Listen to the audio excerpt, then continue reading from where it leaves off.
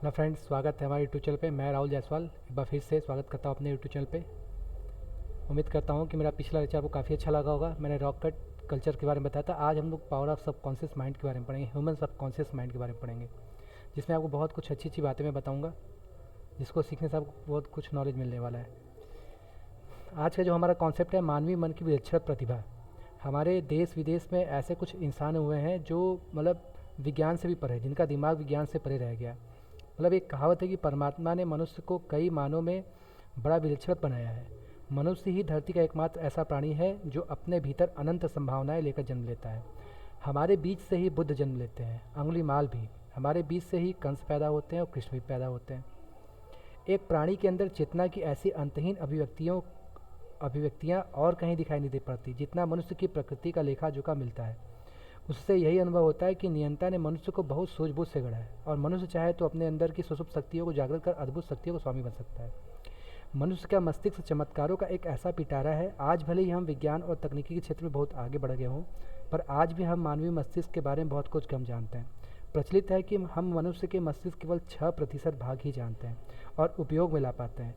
शेष 94% हमारे पहुँच से अछूता रह जाता है। इस कथन में कितनी वैज्ञानिक सत्यता है यह बताना पाना तो कठिन है, लेकिन कभी कभी प्रकृति ऐसे मनुष्यों को जन्म दे देती है जिनके पास उपलब्ध अति मानवीय क्षमताओं के विषय में विज्ञान कोई तर्कसम्मत उत्तर नहीं दे पाता। आज के आधुनिकतम उपकरण भी उनकी क्षमताएं किन कारणों से विकसित हुई इस बारे में कुछ बता पाने में सक्षम नहीं है और उन्हें एक अबुझ पहेली की तरह देखते जानते समझा जाता है। अतीन्द्रिय क्षमताओं या अति मानवीय क्षमताओं से संपन्न कुछ ऐसे ही व्यक्तियों का समूह का नाम सैवांट। ऐसे लोगों को जिनका दिमाग काफ़ी तेज होता है, काफ़ी स्टैंडर्ड होता है, ऐसे लोगों को हम लोग सैवांट बोलते हैं। सैवांट सामान्यतः उन व्यक्तियों को कहते हैं जो कि वैसे तो मानसिक तौर से विकलांग होते हैं, लेकिन उनका जो आईक्यू लेवल होता है वो साधारण से भी नीचे का स्कोर करते हैं। पर किन्हीं कारणवश उसके अंदर कुछ ऐसी प्रतिभा आ जाती है जिसका कारण बताने का सामर्थ्य आधुनिक विज्ञान के पास है ही नहीं। उन्हें देखकर बस यही लगता है कि प्रकृति और परमात्मा ने कई रहस्य अपने पिटारे में बंद किए हैं और कभी कभी वो वैज्ञानिकों से मस्खरी करने के लिए, वैज्ञानिकों का मजाक उड़ाने के लिए परमात्मा ऐसी प्रतिभाओं को जन्म दे देता है ताकि विज्ञान को यह गुमान न हो जाए कि विज्ञान सब कुछ जानता है, वो भगवान से परे। आइए हम मैं ऐसे एक पर्सन के बारे में बात करता हूँ। ये आपके किम पिक नाम के एक ऐसे ही सैवांट के रूप में लिया जाता है। जो महाशय हैं, किम का जन्म लगभग बिना मस्तिष्क के ही हुआ था, जिसे मेडिकल भाषा में सीरियस ब्रेन डैमेज कहते हैं। किम के मस्तिष्क का पिछला भाग, जिसे सेरेबेलम कहते हैं, और कॉपस कैलोसम, जो हमारी याददाश्त की क्षमता के लिए जिम्मेदार होता है, पूरी तरह से गायब था। सेरेब्रम गायब ही था। उनके जन्म समय बाल विशेषज्ञ ने उनके पिता को कहा था कि वो किम विकलांग बच्चों के विशेषज्ञ ने कहा कि विकलांग बच्चों के केयर होम के में डाल दीजिए, अनाथालय में, और इनको डालकर ज़िंदगी भर के भूल जाइए, क्योंकि किम मनुष्य शरीर होते हुए भी जानवर की तरह ही रहेगा और हमेशा अपंग ही रहेगा। यद्यपि किम के लिए सामान्य व्यक्ति की तरह चल पाना और कपड़े पहन पाना काफ़ी संभव नहीं हो पाया, पर 1.5 वर्ष का होते होते उसके अंदर कुछ ऐसी विशेषताओं का जागरण होने लगा जिन्हें विलक्षण कहा सकता है। सामान्य व्यक्ति एक बार में अधिकतम 9 से 11 अंकों की संख्या हरा सकता था, लेकिन आज के दौर पे लोग 10 से 11 नंबर याद नहीं रख पाते, टेलीफोन नंबर। लेकिन कीम जो है 1.5 वर्ष की उम्र से ही न केवल किसी भी संख्या को याद रख सकता था, बल्कि धीरे धीरे वो पूरी किताबों को याद करने में सक्षम हो गया था। उसके बड़े होते ही उसकी प्रतिभा ख्याति सब जगह फैलने लगी। जिस व्यक्ति का आईक्यू 6 वर्ष के बच्चे जितना हो, यदि वह एक बार 12,000 पुस्तकों को याद रखता हो, उस प्रतिभा पाया जाए। किम जो है एक साथ 12,000 किताबों को याद कर लिए थे। इनकी प्रतिभा जबरदस्त थी। किम किसी भी पुस्तक को केवल एक बार देखते थे और फिर उसे 1 घंटे में पलट कर रख देते थे, और उनके बारे में यह जानना चाहता था। पूछने पर वो किसी भी पन्ने को बजा देते थे और किसी के हिस्से बारे में बताना समझते थे। उनके अंदर एक और अद्भुत प्रतिभा थी कि वह किताब के दोनों पन्नों को पढ़ते थे। लेफ्ट आंख से लेफ्ट वाला पढ़ते थे और राइट आंख से राइट वाला पढ़ते थे। ठीक है। किम की मृत्यु सन 2009 में 58 वर्ष में हुआ। देख रहे हैं आप, लॉरेंस किम पिक इनका फुल नाम है। नवंबर 1951 में पैदा हुए और 2009 में 58 वर्ष की आयु में इनकी मृत्यु हो गई। अमेरिकन थे, इनको मेगा सेमेंट नाम दिया गया था। ठीक। और वो जीते जी लोगों के लिए कीमती बन गए। हॉलीवुड की प्रसिद्ध मूवी जो इनकी प्रसिद्ध मूवी इनके नाम से बनी, द रेन मैन, उसी की जीवनी पर आधारित थी। अंत तक उसका मस्तिष्क वैज्ञानिकों की अनसुलझी पहली बना रहा। कहते हैं कि स्वामी विवेकानंद के अंदर भी कुछ ऐसी प्रतिभा थी, वो एक बार में पुस्तक पढ़ लेते थे और उनके पीछे हम सब कुछ जान जाते थे। आदि शंकराचार्य को भी श्रुतिधर नाम से जाना जाता था, है ना। तो इनका लाभ देखिए यही है। कई बार हम जिन तथ्यों को चमत्कार समझते हैं, वो मानवीय मस्तिष्क में छिपी कई विशिष्टता भी हो सकती है, जिनका पता आज तक नहीं चल पाया हो, है ना। किम लॉरेंस पिक इनका फुल नाम था। ठीक है। तो ये इनके बारे में कहानी है। इनको इनके मूवी का नाम आप जरूर देखिएगा। रेमंड बेबिट ने किया था 1988 में, इनका जो बना था रैन मैन, है ना।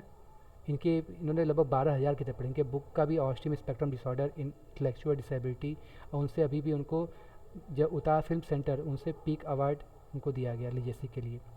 ठीक है, अब आगे मैं बात करता हूँ इसी तरीके से एक और विधान, मैं और विशेषज्ञ के बारे में पढ़ा रहा हूँ कि एक लेस्ली लम्के, देखिए इनका नाम लेस्ली लम्के का नाम स्वाभाविक है। लेस्ली लम्के का जन्म अमेरिका के 1952 में हुआ था। उनके जीवन के प्रारंभिक वर्ष अत्यंत कष्टप्रद रहे। लेस्ली को जन्मजात ग्लूकोमा सेरिब्रल प्लासी अर्थात ब्रेन डैमेज था, जिसके कारण चिकित्सकों को उनकी आंखें निकालनी पड़ी। ये ऐसे व्यक्ति थे इनका आंखें निकाली है बचपन से, देख रहे हैं। और इनके माँ ने इनको उनके जो असली माँ थी इनको छोड़ दी। एक मेरी नाम की इनकी माँ थी, दूसरी माँ थी जिनको इनको गोद ले लिया गया। मेरी के अपने 5 बच्चे थे और उसकी आर्थिक स्थिति बहुत अच्छी नहीं थी, फिर भी मेरी ने इनका लालन पालन माँ ज़्यादा किया। लेस्ली स्वयं खाना खा पाने में सक्षम भी नहीं थे और चलना 15 वर्ष की उम्र में सीखे थे। दृष्टिहीन होने की वजह से वो इतना परेशानी थी, इतने कष्ट होने के बावजूद भी, है ना। एक बार क्या हुआ कि लेस्ली की माँ ने कोई जो मेरी थे कोई टीवी गाना बजाया और पियानो बज रहा था। ठीक, लेस्ली ने उस पियानो को ध्यान से सुना और बिना कुछ सोचे समझे उसने क्या किया, वही धुन बजाना शुरू कर दिया। उसकी माँ आश्चर्यचकित हो गई। उस समय लेस्ली 16 वर्ष का था और जो संगीत उसने बजाया था वो विश्व प्रसिद्ध संगीतकार चैकोवस्की की सबसे कठिन कृति थी। फिर क्या था, लेस्ली की अद्भुत प्रतिभा का ख्याति पूरे विश्व में फैलने लगा। कोई भी संगीत एक बार बजाया जाता था, लेस्ली दूसरे पल वो यथावत बजाकर सुना देता था। एक विलक्षण दृष्टिहीन संगीतकार के रूप में लेस्ली की प्रसिद्ध आज विश्व के कोने कोने में, जबकि उसकी मानसिक आयु जो थी वो 8 वर्ष ज़्यादा बड़े बच्चों को हो ही नहीं पाई। जैसे आपने ऋतिक रोशन की मूवी देखी थी कोई मिल गया, वैसे ही कहानी थी। इसे प्रकृति की अबूझ पहेली तो कह सकते हैं। वैज्ञानिकों के लिए किम पिक एवं लेस्ली लैम्के किसी पहेली से कम नहीं थे। जिन व्यक्तियों को समाज में ठुकरा दिया हो, ऐसी दिव्य प्रतिभाओं के धनी निकले जिन्हें पाना साधारण मनुष्यों के लिए असंभव था। अमेरिका के प्रसिद्ध शोध संस्थान सेंटर फॉर माइंड के डॉक्टर एलन स्नाइडर ने इस क्षेत्र में बहुत कुछ प्रयोग किए और यह निष्कर्ष निकाला कि हमारे मस्तिष्क में कई ऐसे क्षेत्र हैं जिनके बारे में वर्तमान विज्ञान कुछ भी जानता है, और यदि किसी कारणवश इनमें से कुछ क्षेत्र जागृत हो भी जाते हैं तो मनुष्य ऐसी विलक्षण क्षमताओं से युक्त हो जाता है जिनको सामान्य क्रम में धारण कर पाना संभव नहीं पता। ठीक, ये हमारे लेस्ली थी। ठीक है, इसी तरीके से हमारे एक और घटना है, कुछ ऐसी घटनाक्रम ऑर्लैंडो सैंडल के साथ हुआ है। ऑर्लैंडो सैंडल के साथ हुआ। ऑर्लैंडो का विकास सामान्य व्यक्तियों की तरह ही हुआ, लेकिन 1969 में एक बेसबॉल खेल के दौरान उनके माथे पे गेंद इतनी तेज लगी कि उनको हेड इंजरी हो गया और दिमाग पर लगी चोट के कारण आरंभ तो उन्हें तेज दर्द की शिकायत थी, पर धीरे धीरे उन्हें लगा कि चोट की वजह से उनके दिमाग में कुछ और प्रतिभा जन्म ले रहा है। वह प्रतिभा यह थी कि वह किसी भी तारीख को ध्यान में रखकर बता सकता था कि उस दिन उस सप्ताह का कौन सा वार पड़ा था। मतलब आप उनको डेट बताइए और ईयर बता दिए, आप तुरंत बता देंगे कौन सा दिन था। यही नहीं, उसे यह भी ध्यान था कि चोट लगने के बाद से पड़े प्रत्येक दिन का मौसम कैसा था, वो सब कुछ याद रख लेते थे। डॉक्टर स्नाइडर का कहना है कि ऑर्लैंडो की घटना इस बात का संकेत देती है कि मानवीय मस्तिष्क के अंदर अपार संभावना का भंडार है और यदि किसी घटना विशेष से वो भंडार खुल जाते हैं तो व्यक्ति के लिए नई संभावना का द्वार खुल जाता है। आज का विज्ञान इस तरह के उदाहरणों के बाद जिस निष्कर्ष पर पहुंचने लगा उसे संकेत हमारी वैदिक परंपरा के ऋषियों ने हमेशा से दिए हैं। ऋषियों ने अपने शरीर एवं चेतना पर अनुसंधान करके समस्त विश्व को यह बताया था कि मनुष्य अपार विभूतियों का स्वामी है और सही पात्रता होने पर विभूतियाँ प्रकट हो पाती हैं। ठीक है, और इन्हें कैलेंडर मैन कहते हैं, calendar man of the world. ठीक है, और महर्षि पतंजलि द्वारा रचित योग सूत्र का 3 अध्याय में विभूति पार मानवीय चेतना की कुछ ऐसे चमत्कारिक परिणामों से सूचित है। ठीक, आज जिन घटनाओं को हम अचंभे और विचित्रता की दृष्टि से देखते हैं, यदि उन पर गंभीर अध्ययन और शोध किया जाए तो वो शक्तियाँ हमारे जीवन में भी प्रकट हो सकती है। ठीक है, इसी तरीके से मैं बात करता हूँ हमारा देश, आपके बारे में बता दूँ।